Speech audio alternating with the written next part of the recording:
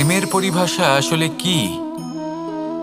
ভিন্ন ভিন্ন ধরনের ব্যক্তি, ভিন্ন ভিন্ন ধরনের প্রেমী, আলোচক বিভিন্ন ধরনের পরিভাষা প্রদান করেন এই প্রেম নিয়ে। কিন্তু প্রত্যেকের মনেই কখনো কখনো এই প্রশ্ন এসেছে, এই ভালোবাসা আসলে কি? নিজের প্রিয়তমকে জয় করাই কি প্রেম? চার হাত এক হয়ে যাবার নামই কি প্রেম? নিজের আবেগ ব্যক্ত করাই কি ভালোবাসা? না, প্রেমের অর্থ কাউকে লাভ করা নয়, বরং তার মাঝে বিলীন হয়ে যাওয়া। যদি কারোর হাত ধরে থাকি তাহলে আজীবন তার সাথে পথ চলা হলো প্রেম। প্রেম শুধুমাত্র সেটা নয় যা প্রেমী আর প্রেমিকার কেশদামে মালা বেঁধে দেয়। মাতা পিতার জন্য দিনরাত পরিশ্রম করা, নিজের পরিবারের জন্য দিনরাত পরিশ্রম করা, সেটাও প্রেম। নিজের বন্ধুদের জন্য, আপনজনের জন্য সবকিছু উজাড় করে দেওয়ার নাম হলো ভালোবাসা। নিজের মাতৃভূমির জন্য সাহসের সাথে লড়াই করা এবং আনন্দে নিজের জীবন ত্যাগ করে দেওয়াও কিন্তু প্রেমের নামান্তর। সেই জন্য যারা বুদ্ধিমান ব্যক্তি তারা কখনো প্রেমের পরিভাষা খুঁজতে চান না, কারণ তারা জানেন যে এই প্রেম কতটা বিশাল। তারা জানেন যে এই প্রেম হলো এক বিশাল সাগর যাকে নিজের মুঠোয় ধরে রাখা যায় না। সেই জন্য এই প্রেমের সাগরে ডুবে যান এবং সকলকে ভালোবাসতে শিখুন। যদি সবাইকে ভালোবাসতে পারেন তাহলে তাদেরও কল্যাণ হবে যারা আপনাকে ভালোবাসে, তাদেরও কল্যাণ হবে যাদেরকে আপনি ভালোবাসেন, আর আপনারও কল্যাণ হবে। আর তখন এই মন ভালোবেসে বলবে, রাধা রাধা। এই সংসারের সব থেকে গুরুত্বপূর্ণ তত্ত্ব কোনটা? প্রথম হলো সময়।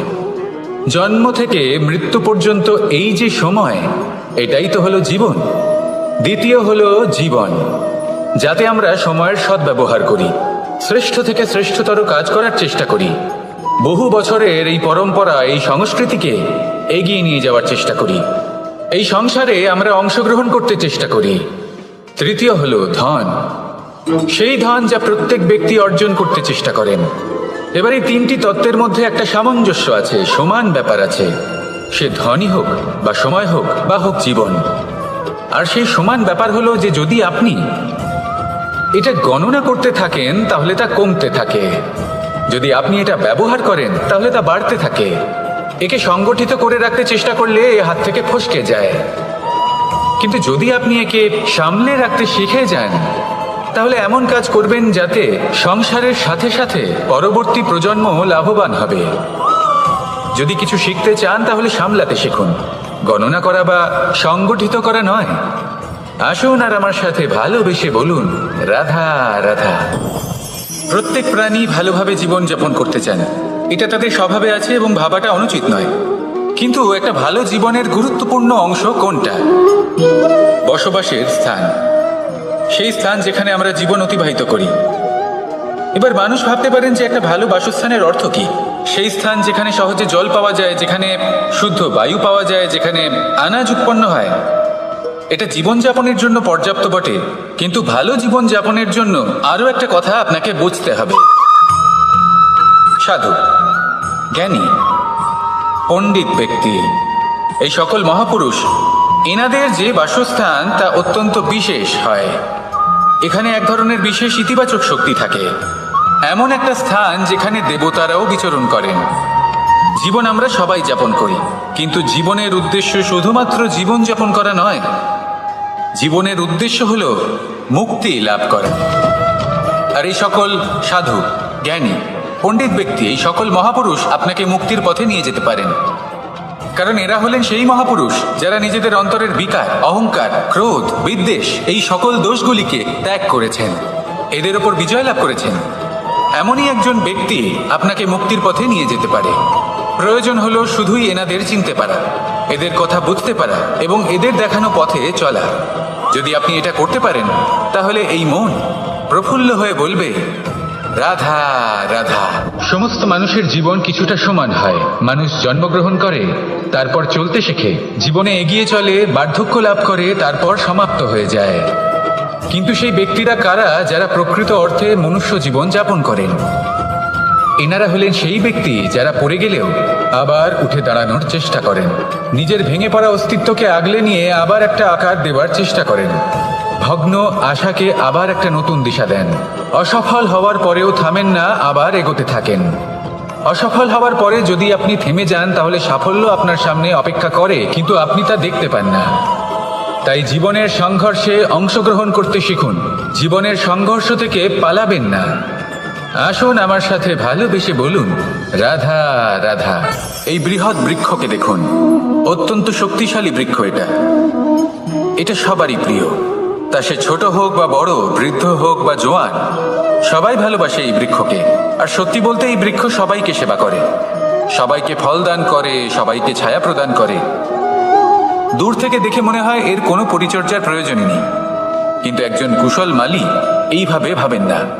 তিনি সময় অন্তরে খুব খুঁটিয়ে এই গাছ নিরীক্ষণ করেন, দেখতে থাকেন। যদি কোনো এমন শাখা থাকে যা রোগগ্রস্ত, তাহলে সেটা কেটে আলাদা করে দেন। যদি এমন কোনো শাখা থাকে যা মৃত, তাহলে সেটা আলাদা করে দেন। আর এইভাবে উপযুক্ত দেখাশোনা করার কারণেই এই বৃক্ষ এইভাবে সুস্থ হয়ে থাকে, সতেজ হয়ে থাকে, সবার সেবা করতে থাকে। আপনাকেও নিজের সাথে সেটাই করতে হবে। নিজের জন্য আপনাকে একজন কুশল মালী হয়ে উঠতে হবে, রক্ষা করতে হবে নিজের শরীরের, নিজের মনের। আপনার শরীর যদি রোগগ্রস্ত হয়ে পড়ে, তাহলে ওষুধ গ্রহণ করতে হবে। যদি এই মন কোনো এক কারণে বিচলিত হয়ে পড়ে, তাহলে তার থেকে নিজেকে মুক্ত করতে হবে। আপনি যদি নিজের যত্ন নেন, তবেই এই বৃক্ষের মতো হতে পারবেন, সেই বৃক্ষ যে সবারই প্রিয়, সবাইকেই সেবা করে। আসুন আমার সাথে ভালোবেসে বলুন, রাধা রাধা। কেউ বলে জীবন খুব ক্ষণস্থায়ী, কেউ বলে জীবন হলো একটা সুন্দর স্বপ্নের মতো, আবার কেউ বলবে জীবন হলো এক কঠোর সত্য। কিন্তু জীবন আসলে কি? জীবন হলো আপনারই প্রতিবিম্ব, একটা দর্পণ। অর্থাৎ আপনি জীবনকে সেইভাবেই পাবেন যেরকম আপনি নিজেকে প্রতিপন্ন করবেন। যদি আপনি দর্পণের দিকে তাকিয়ে হাসেন, তাহলে আপনি সামনে হাসিমুখী দেখতে পাবেন। এবার যদি আপনি গম্ভীর হয়ে থাকেন, তাহলে আপনি একজন রুষ্ট ব্যক্তি দেখতে পাবেন।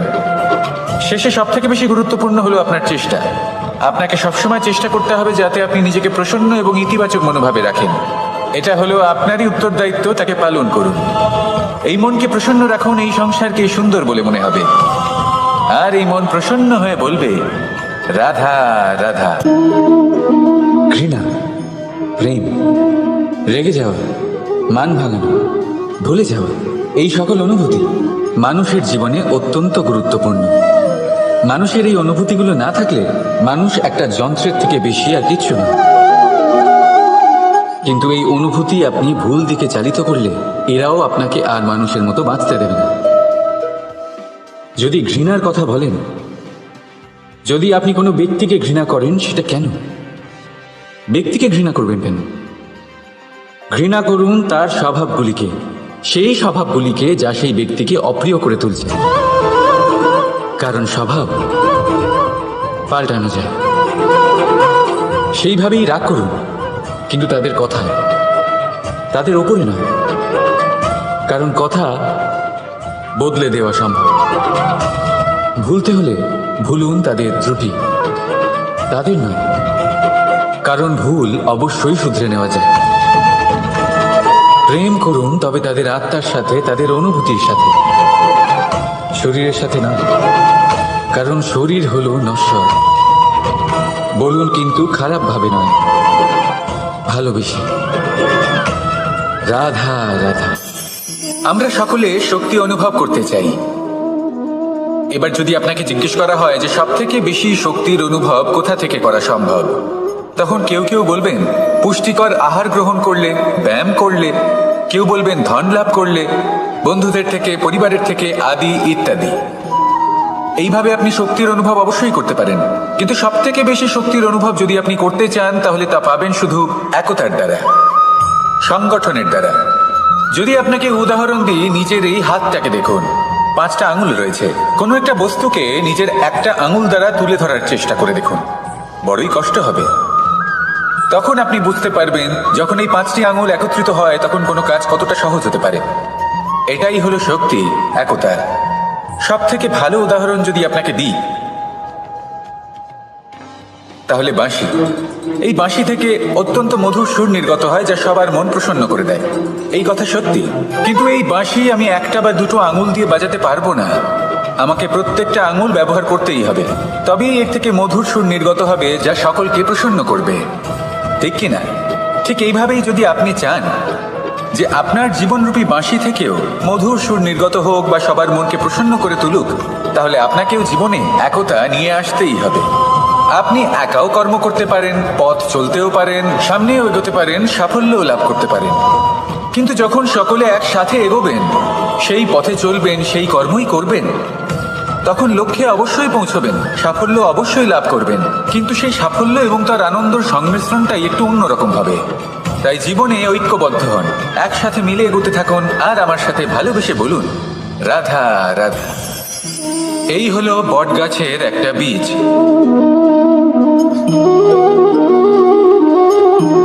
চলুন এটা রোপণ করা যাক, একটু জল দেওয়া যাক। এবার করতে পারেনি, তাই অসফল হওয়ার সাথে সাথে কুখ্যাতিরও ভাগীদার হয়ে যায় সে। দ্বিতীয় পথ হলো পরিবর্তন। যদি আপনি সেই পর্বত ভাঙার পরিবর্তে তাতে সোপান তৈরি করেন, তাহলে আপনিও সেই পর্বতে উঠতে পারবেন, অন্য কেউও তাতে উঠতে পারবে, আগামী প্রজন্মও তাতে উঠতে পারবে, আর সেই আগামী প্রজন্ম সর্বদা আপনার সুনাম করবে। তাই জীবনে প্রতিশোধ নয়, পরিবর্তন বাছুন। বদলা নয়, বদল বেছে নিন। আপনার বাধা আপনার বন্ধু হয়ে যাবে। রাধা রাধা। এই সংসারের সব থেকে গুরুত্বপূর্ণ তত্ত্ব কোনটা? প্রথম হলো সময়। জন্ম থেকে মৃত্যু পর্যন্ত এই যে সময়, এটাই তো হলো জীবন। দ্বিতীয় হলো জীবন, যাতে আমরা সময়ের সদ্ব্যবহার করি, শ্রেষ্ঠ থেকে শ্রেষ্ঠতর কাজ করার চেষ্টা করি, বহু বছরের এই পরম্পরা, এই সংস্কৃতিকে এগিয়ে নিয়ে যাওয়ার চেষ্টা করি, এই সংসারে আমরা অংশগ্রহণ করতে চেষ্টা করি। তৃতীয় হলো ধন, সেই ধন যা প্রত্যেক ব্যক্তি অর্জন করতে চেষ্টা করেন। এবার এই তিনটি তত্ত্বের মধ্যে একটা সামঞ্জস্য আছে, সমান ব্যাপার আছে, সে ধনই হোক বা সময় হোক বা হোক জীবন। আর সেই সমান ব্যাপার হলো যে যদি আপনি এটা গণনা করতে থাকেন তাহলে তা কমতে থাকে, যদি আপনি এটা ব্যবহার করেন তাহলে তা বাড়তে থাকে। একে সংগঠিত করে রাখতে চেষ্টা করলে এ হাত থেকে ফসকে যায়, কিন্তু যদি আপনি একে সামলে রাখতে শিখে যান, তাহলে এমন কাজ করবেন যাতে সংসারের সাথে সাথে পরবর্তী প্রজন্ম লাভবান হবে। যদি কিছু শিখতে চান তাহলে সামলাতে শিখুন, গণনা করা বা সংগঠিত করা নয়। আসুন আর আমার সাথে ভালোবেসে বলুন, রাধা রাধা। মানুষ, এই শব্দের সূচনা হয় মন থেকে, আর সেই জন্যই হয়তো আমাদের এই মন এতটা গুরুত্বপূর্ণ। এবারে দেখুন না, আমাদের মনই সবকিছু চালনা করে। মনই সেই যে কল্পনা করে, মনই সেই যা কল্পনাকে বাস্তবে পরিণত করার জন্য পরিশ্রম করতে আমাদের প্রেরণা যোগায়। মনই সেই যা লোভের জালে জড়িয়ে পড়ে। মনই সেই যা অভিমানের পর্দা দিয়ে ঢেকে যায়। আর এই মনই সেই যা আপনাকে বিনাশের দিকে টেনে নিয়ে যেতে পারে। কিন্তু যদি তা পরোপকার করার ইন্ধন পায়, তাহলে এমন কোনো মহান কাজ নেই যা আপনি করতে পারবেন না। কিন্তু এই মন কি? এটা বোঝানো যায় দুটো শব্দের মাধ্যমে, দুটো সহজ শব্দ। প্রথম, একজন কুশল সেবক। দ্বিতীয়, একজন সংকটপ্রবণ মালিক। যদি আপনার এই মন আপনার নিয়ন্ত্রণে থাকে, তাহলে সে হলো আপনার সেবক। তাই আপনার অস্তিত্ব আছে। কিন্তু যদি আপনার মন আপনার কর্মের ওপরে নিয়ন্ত্রণ করে, তাহলে এই মন আপনার মালিক। আর তখন আপনার বিনাশ নিশ্চিত। তাই নিজের এই মনকে নিয়ন্ত্রণে রাখুন, কিন্তু ভালোবেসে। আসুন আমার সাথে আনন্দে বলুন, রাধা রাধা। এই সূঁচ দেখতে পাচ্ছেন আপনি? এটা শুদ্ধ লোহা দিয়ে তৈরি, বস্ত্র সেলাই করার কাজে লাগে, অস্ত্রোপচারে কাজে লাগে। কিন্তু আপনি কি কখনো ভেবে দেখেছেন এই সূঁচ কিভাবে তৈরি হয়? লোহার এক বড় অংশকে পিটিয়ে পিটিয়ে টেনে টেনে তাকে পাতলা বানানো হয়। এরপরেই আমরা পেয়ে থাকি সূঁচ। ভাবুন, যদি লোহার টুকরোতে অনর্গল প্রহার করার ফলে একটা লোহার টুকরো সূঁচে পরিণত হয়, তাহলে আমাদের জীবনে অনর্গল চেষ্টা করার ফলে জীবনের সমস্ত অংশকে আমরা কত প্রভাবশালী কাজে পরিণত করতে পারি। শুধু প্রয়োজন দৃঢ় নিশ্চয়তা। তাহলে আসুন আমার সাথে ভালোবেসে বলুন, রাধা রাধা। বিশ্বাস, জীবনে বিশ্বাস কতটা গুরুত্বপূর্ণ। একজন স্ত্রী তার স্বামীর হাত ধরে যে কোনো জায়গায় যেতে পারেন, এর কারণ হলো বিশ্বাস। তার নিজের স্বামীর ওপরে বিশ্বাস আছে। যখন একজন মা তার ছোট বাচ্চাকে কোলে তুলে হাওয়ায় ওঠায়, তখন সেই বাচ্চা ভয়ভীত হয়ে যায় না। তার কারণ হলো বিশ্বাস। তার বিশ্বাস আছে যে তার মা তার কিচ্ছু হতে দেবে না। এক বৈদ্যের দেওয়া ঔষধ সন্তান কিছু না বুঝে শুনেই খেয়ে ফেলে। সেই বৈদ্যের জ্ঞানের বিষয়ে তার কোনো ধারণাই থাকে না। শুধু নিজের পিতার উপরে বিশ্বাস আছে যে তার পিতা তাকে খারাপ কিছুই দেবে না। যখন এই সংসারের প্রতিটা বন্ধন বিশ্বাসের উপরে দাঁড়িয়ে আছে, তাহলে কেন এই বিশ্বাসকে আমরা জীবনে আনতে পারি না? আপনি নিজেই দেখুন, এই বিশ্বাস নিজের জীবনে এনে দেখুন, সবকিছু আরো সুন্দর হয়ে যাবে। তাই ভালোবেসে বলুন, রাধা রাধা।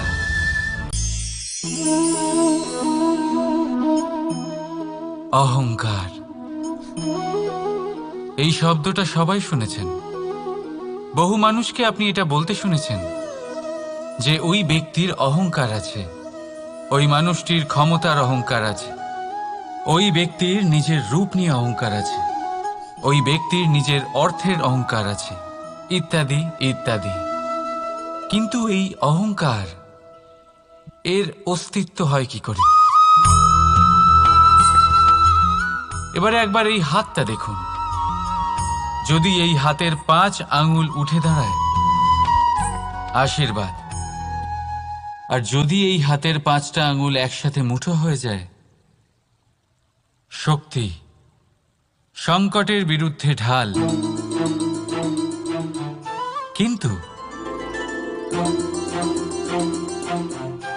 এই একটা আঙুল সংকটের কারণ হয়ে দাঁড়াতে পারে। এই একটা আঙুল শত্রুকে আহ্বান জানায়। এবার অহংকার বলে এই শব্দটাই দেখে নিন। আমাদের থেকে আলাদা হয়ে গেলে হয় অহং। অহং অর্থাৎ ব্যক্তির মনে হয় যে সে আপনদের থেকে, নিজের বন্ধুদের এবং সঙ্গীদের থেকে, নিজের পরিবারের থেকে অনেক উপরে, অনেক শ্রেষ্ঠতর সে। কিন্তু মনে রাখবেন, এই অহংকার কোনো ব্যক্তির অস্তিত্বের বিনাশের প্রথম ধাপ। তাই ঝেড়ে ফেলে দিন এই অহংকারকে, আর বিশ্বাস করুন আমাদের ওপর, কারণ তখনই আপনি শান্তি পাবেন। আর সেই শান্তির সাথে বলে উঠবেন, রাধা রাধা।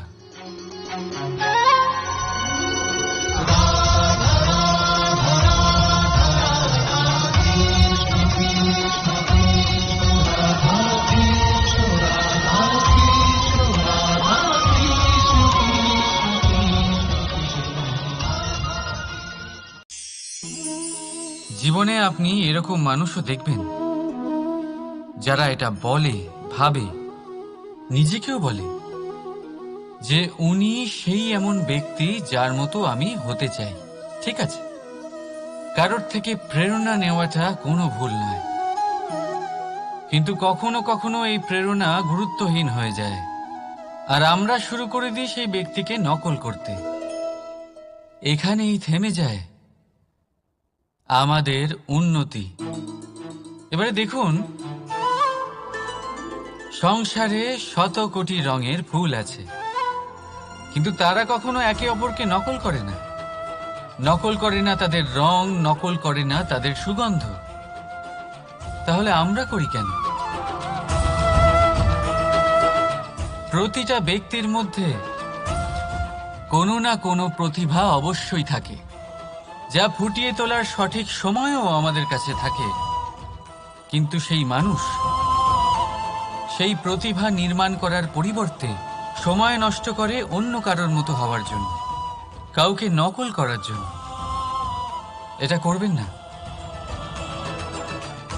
সময়কে ব্যবহার করুন নিজের অস্তিত্ব নির্মাণ করার জন্য,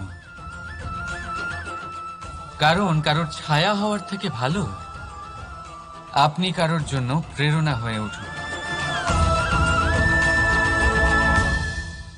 রাধা রাধা। আমরা সকলে পাথুরে রাস্তা এড়িয়ে চলি, কারণ এই পথের পাথর আমাদের যাত্রা আরো কঠিন করে তোলে, আমাদের পা আহত করে দেয়। কিন্তু একটা গুরুত্বপূর্ণ কথা আমরা ভুলেই যাই, এই কঠিন পথই না শুধু আমাদেরকে নিজেদের দুর্বলতার সাথে পরিচয় করায়, বরং আমাদের শক্ত হওয়ার প্রেরণাও দিতে থাকে। সময়ের সাথে ঠিক এমনটাই হতে থাকে। সবাই ভালো সময়ের অপেক্ষা করতে থাকেন, ভালো সময়ের জন্য পরিশ্রম করেন, তার জন্যই চিন্তা করেন, কিন্তু ভুলে যান যে ভালো সময় বহুবার আমাদের বিবেক নষ্ট করে দেয়। সেখানেই খারাপ সময় আমাদের বুদ্ধিকে সঠিক পথে চালিত করে। রাধা রাধা। ঘোড়াকে যতই প্রশিক্ষণ প্রদান করুন, তার মুখে লাগাম তো পরাতেই হবে। একজন ভালো চালক সেই ঘোড়ার লাগাম মাঝে মাঝে টেনে ধরে, তাকে সঠিক পথে চালিত করতে, যাতে সেই ঘোড়া দিগ্ভ্রান্ত না হয়। এবার একটু ভাবুন, ঠিক এরকমই হয় আমাদের মন। যদি এটা বিবেকের লাগাম দিয়ে মাঝে মাঝে আমরা টেনে না ধরি, তাহলে আমাদের এই মন দিগ্ভ্রান্ত হতে পারে।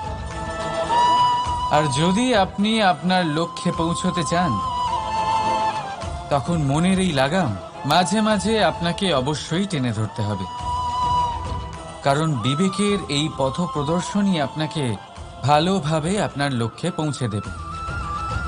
মনে রাখবেন আর আমার সাথে ভালোবেসে বলবেন, রাধা রাধা। আপনি কখনো জাঁতাকল দেখেছেন? তাতে গম পেশা হয়। গমকে এমনভাবে পেশা হয় যাতে আমরা তা খেতে পারি, জীবিত থাকতে পারি। আর যদি আপনি মন দিয়ে দেখেন, তাহলে কলের নিচের অংশ কখনো ঘোরে না, শুধুমাত্র উপরের অংশই ঘোরে। আর তবেই তা গম পিষতে পারে, আর তবেই রুটি তৈরি হতে পারে। কিন্তু ভেবে দেখুন, যদি কলের দুটো অংশই ঘুরতে থাকে তাহলে কি হবে? তা গম পেশার বদলে একে অপরকে পিষে নিজেদের অস্তিত্ব শেষ করে দেবে। তাই জীবনে কোনো কাজ যখন মন আর মস্তিষ্ক মিশিয়ে করা হয়, তখনই তা সম্পন্ন হয়। কিন্তু যখন বিষয় হলো ভক্তির, তখন মস্তিষ্কের যুক্তির মৌন থাকা প্রয়োজন। আর যখন বিষয় হলো কর্ম আর ন্যায়ের, তখন মনের আবেগের মৌন থাকা প্রয়োজন। তাই মন আর মস্তিষ্কের এই সম্মিলনে সতর্ক থাকবেন। একসাথে অবশ্যই চলবে, কিন্তু একে অপরের বাধা যেন না হয়ে দাঁড়ায়। রাধা রাধা। আমি একটা এমন শব্দ যার অনেকগুলি মানে হয়, যার আসল অর্থ হল অহং।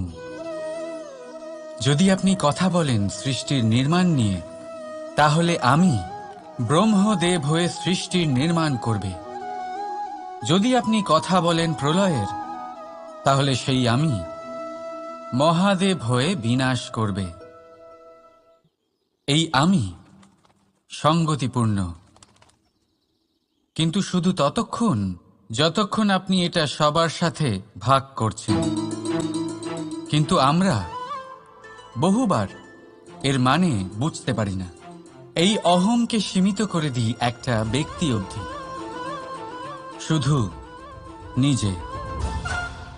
আর তখনই জেগে ওঠে অহংকার, যাতে প্রাধান্য পায় শুধুমাত্র আমি, আমরা নয়। আর একজন ব্যক্তি একা না উৎপাদন করতে পারে আর না করতে পারে সৃজন। এবারে দেখুন, বৃষ্টির এক ফোঁটা, তারও অস্তিত্ব আছে, কিন্তু তা ধরিত্রীতে পড়লেই সমাপ্ত হয়ে যায়। কিন্তু যখন ফোঁটাগুলি একসাথে পড়ে, তখন শুরু হয় বর্ষা, আর তখনই তৈরি হয় ধারা। রাধা রাধা। বলুন, কি দেখতে পাচ্ছেন আপনি? আমার হাতের এই সাদা বস্ত্র, নাকি এতে লেগে থাকা এই কালো দাগ? এবারে সত্যি কথা বলতে কি, আপনার নজর সবার আগে এই কালো দাগের ওপরে গেছে। ঠিক আছে, এমনই তো হয়। ভীষণ কম মানুষ থাকেন যারা ভাবেন কোনো ব্যক্তি ভীষণ পরিশ্রম করে এই বস্ত্র ধুয়েছেন, এটা শুকিয়েছেন। বেশিরভাগ মানুষের নজর যায় এই দাগের ওপরে, ভাবেন যে এটা কি করে লাগলো। কিছুটা এরকমই হয় আমাদের ব্যক্তিত্বের সাথে। আমাদের শুভ কর্মের ওপরে আমাদের একটা খারাপ কর্ম ভারী মনে হয়। এবারে ভাবুন, যদি আমি চন্দ্রের কথা বলি, তাহলে তার শীতল আলো দেখার পূর্বে তার কলঙ্ক লক্ষ্য করেন, সেই চাঁদে লেগে থাকা কালো দাগ দেখে নেন। সেই জন্যই বিশেষ করে যারা শুধুমাত্র শুভ চিন্তা করেন আর উপকারী কর্ম যারা করেন, তাদের আমি বলবো সাবধানে থাকবেন। কারণ আপনার একটা খারাপ কর্ম চিরকালের জন্য উদাহরণ হয়ে দাঁড়াবে। রাধা রাধা। পরীক্ষা এমন একটা শব্দ যেটা শুনে সংসারের বেশিরভাগ মানুষই ভয়ভীত হয়ে পড়েন। কারণটা কি? অসফলতার ভয়। পরীক্ষা এই শব্দের যদি আমি অন্য দিকটা দেখাই, তার তাৎপর্য এই নয় যে আপনার দুর্বলতা সবার সামনে তুলে ধরবে। এটা তো হলো সেই যুক্তি যা আপনার বল, সাহস, শক্তিগুলি সবার সম্মুখে তুলে ধরবে। আগে হ্যাঁ, এটাই হলো সেই যুক্তি। আপনি নিজেই কখনো দেখবেন পরীক্ষার সময় আপনার অন্তরের অনেক গুণ বাইরে বেরিয়ে আসে। এমন কোনো শক্তির উদ্ভব হয় যার বিষয়ে আপনি নিজেও জানতেন না, ঠিক কিনা? তাই এই পরীক্ষাকে কখনো ভয় পাবেন না।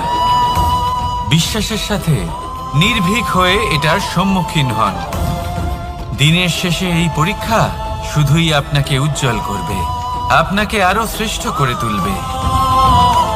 তাহলে আসুন আমার সাথে ভালোবেসে বলুন, রাধা রাধা। আমরা সব সময় চাই যে এই সংসার আমাদের জ্ঞানী বলবে, বুদ্ধিমান বলবে, বুঝদার বলবে, কিন্তু মূর্খ মূর্খ যেন কেউ না বলে। মূর্খ শব্দটা আমরা কেউ শুনতে চাই না, দূরে পালাতে থাকি। কিন্তু একটা সত্যি সবার কাছে অজানা, যে মূর্খ হওয়া হলো বুদ্ধিমান হওয়ার দিকে সর্বপ্রথম পদক্ষেপ। আপনি যত খুশি দিগ্গজ জ্ঞানী মানুষদের সাথে আলাপ করুন, যত ইচ্ছে কথা বলুন, যতই জ্ঞানের কথা আলোচনা করুন, অভিজ্ঞতা মূর্খ হবার পরেই পাওয়া যায়, তাই নয় কি? মূর্খ হবার পরে আপনি এটা বুঝতে পারবেন যে কি করা উচিত নয়। জ্ঞানী ব্যক্তি আপনাকে এটা বলবেন যে কি করা উচিত। আর এই সংসারে কি করা উচিত তার থেকেও অনেক বড় জ্ঞান হলো কি করা উচিত নয়। সেই জন্য সব সময় মনে রাখবেন, আপনার করা কিছু ভুল আপনাকে যদি কেউ মূর্খ বানিয়ে থাকে, ছল চাতুরি করে থাকে, তাহলে কোনো ব্যাপার নয়। এটা শেষ পর্যন্ত আপনাকে আরো বুদ্ধিমান করে তুলবে। এই মুহূর্তে ধন্যাত্মক থাকুন। এই সংসার আপনাকে অবশ্যই জ্ঞানী বলবে। রাধা রাধা। আপনি কি কখনো একজন মালিকে একটা বাগানের যত্ন নিতে দেখেছেন? যদি কখনো একটা গাছে উই ধরে যায়, মালি তখন শুধু সেই গাছের নয়, সমস্ত বাগানের চিকিৎসা করায়। আপনারা হয়তো বলবেন, এ কেমন মূর্খতা? যখন উই একটা গাছে লেগেছে, সমস্ত বাগানের চিকিৎসা কেন করাতে হবে? এ তো অযথা পরিশ্রম করা। কিন্তু মালি খুব ভালো করে জানে যে উই হয়তো একটা গাছে লেগেছে, কিন্তু তা সমস্ত বাগানকে নাশ করে দিতে পারে। এবার মালির এই শিক্ষা, এই জ্ঞান অন্য অনেক জায়গাতে প্রযোজ্য। এই সংসারে আমরা শুধুমাত্র নিজের পরিবারের কথাই চিন্তা করি, তাদের যত্ন নিই, চেষ্টা করি যেন তারা ভালো থাকেন, সুখে থাকেন। আর সেই সময় এই সমাজের কিছু বিরোধী মনোভাব এই সমাজকে গ্রাস করে ফেলে, এই সমাজকে নষ্ট করে ফেলে। কিন্তু আমাদের নজর শুধু আমাদের পরিবারে থাকে। সেই জন্য যখন কথা ওঠে রাষ্ট্রের, দেশের, তখন তার জন্য সিদ্ধান্ত নিতে হবে, তখন তার জন্য ত্যাগ করতে হবে।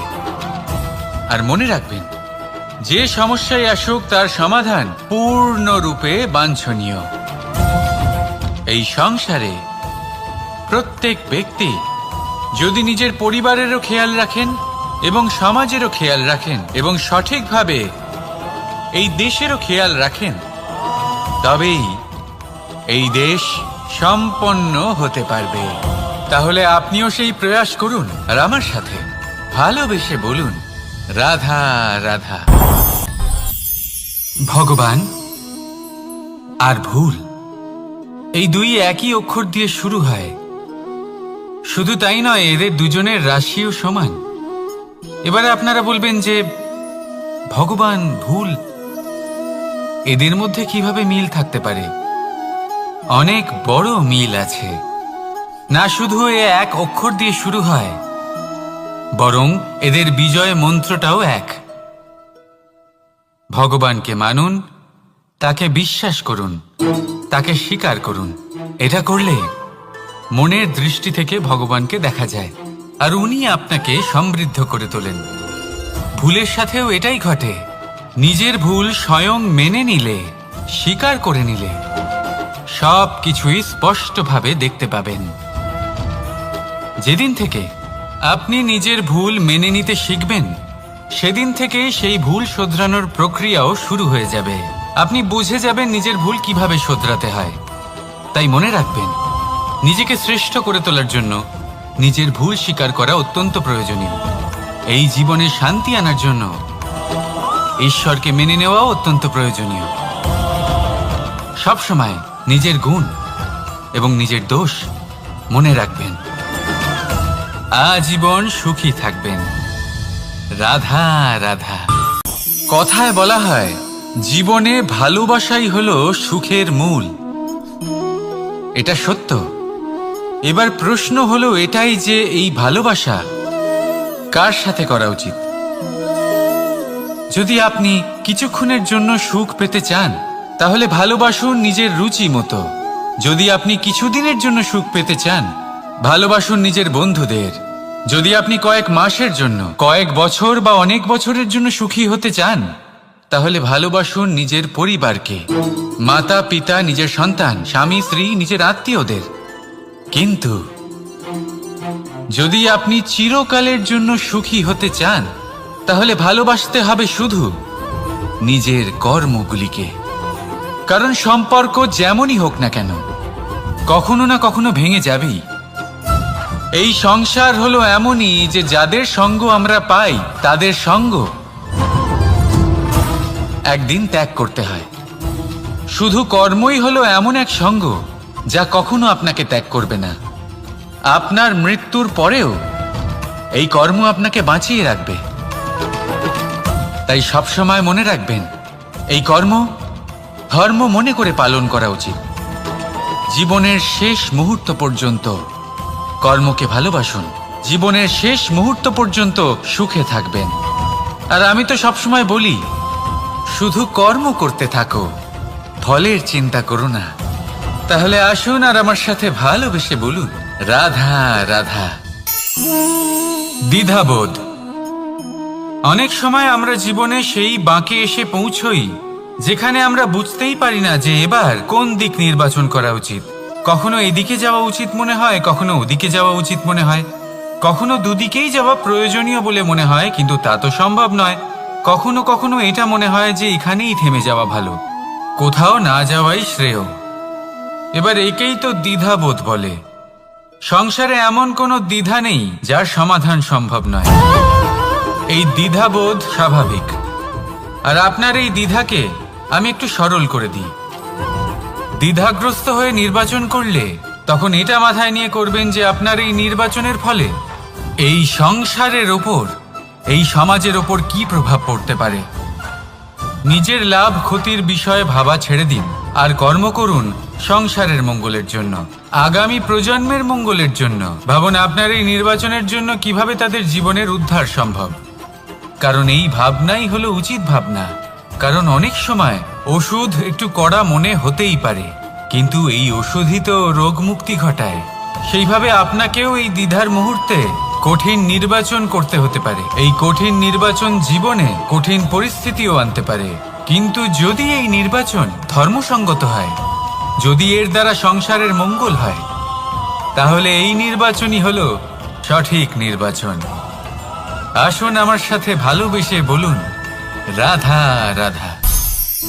মানুষ নানান ধরনের বাসনা পোষণ করেন।